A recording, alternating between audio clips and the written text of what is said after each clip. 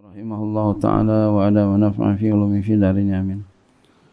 Wa qawluhu ta'ala, dan firman Allah ta'ala, innama yakhshallaha min ibadihil ulama'u, hanya saja ya sesungguhnya takut kepada Allah subhanahu wa ta'ala di antara hamba-hambanya oleh para ulama. Jadi para ulama itu orang yang sangat takut ya. Bukan berarti yang lain enggak takut. Cuma ulama itu biasanya beliau lebih tinggi takutnya daripada orang biasa. Fal khasyatu biqadri ma'rifati il makhsyiyah. Maka takut itu dengan kadar mengetahuinya akan yang ditakutin. Jadi takut itu bergantung kepada seberapa banyak kenalnya dia kepada yang ditakutin. Semakin kenal dia kepada Allah, semakin takut.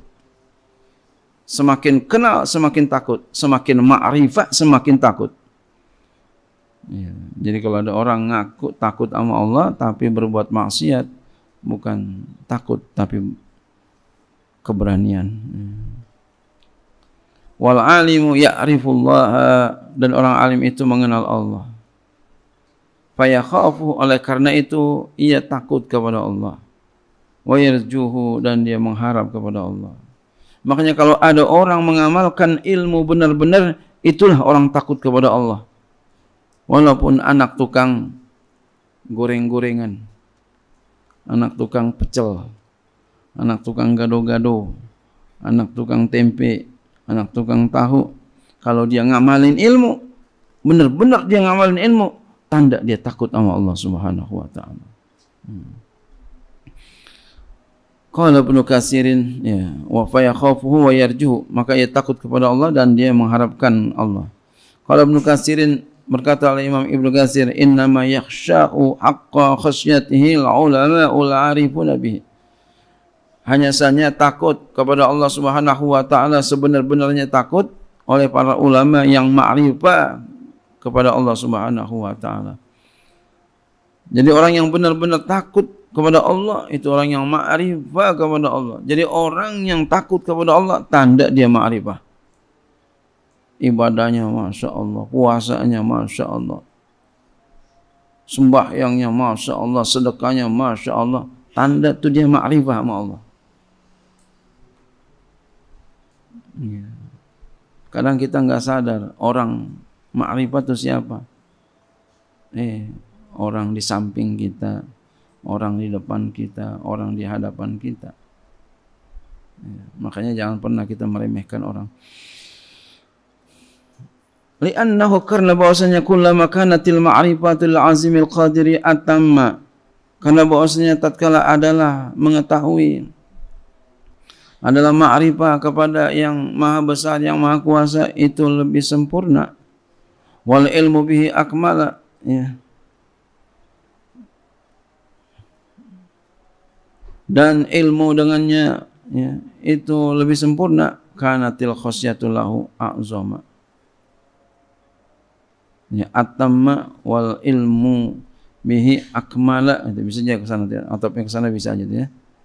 Ya, wal ilmu bihi akmala kanatil khasyatul a'zama wa aksara. Ini saya adalah rasa takut baginya lebih besar dan lebih, ya, lebih agung dan lebih besar.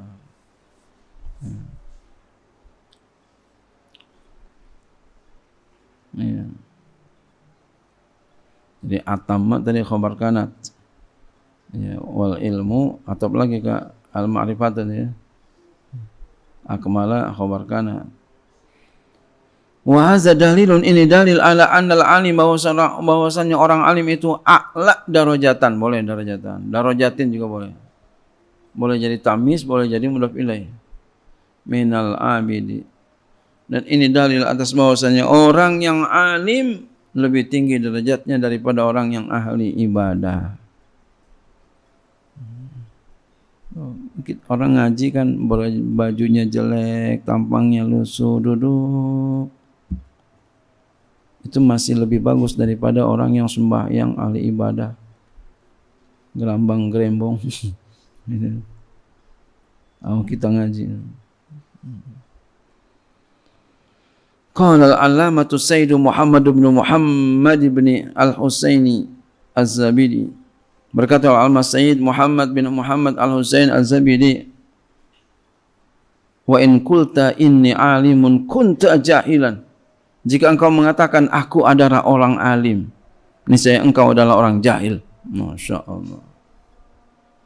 Kenapa? Iz rawa Abu Ja'far Ar-Razi an Rabi' ibn Anas, karena telah meriwayatkan Abu Ja'far Ar-Razi daripada Rabi' bin Anas fi qaulillahi azza wa jalla, pada firman Allah azza wa jalla, innama yakhshallaha min ibadil ulama'u. Qala, kata beliau, man lam yakhshallaha falaysa bi'alimin. Siapa yang tidak takut kepada Allah, dia bukan orang alim.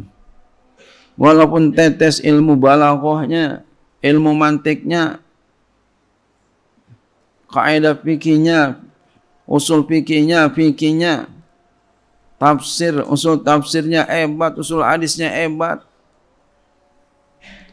tapi maksiat demen, enggak takut sama Allah, falaysa bi'alimin, bukan orang alim. Tapi kalau dia takut berbuat maksiat karena Allah Ta'ala, fahuwa alimun hakikatan, dia orang alim yang sebenar-benarnya. Mudah-mudahan ya, kita termasuk orang yang takut kepada Allah Subhanahu wa taala, ya. Mudah-mudahan kita termasuk orang yang alim sebenar-benarnya kepada Allah Subhanahu wa taala. Amin amin.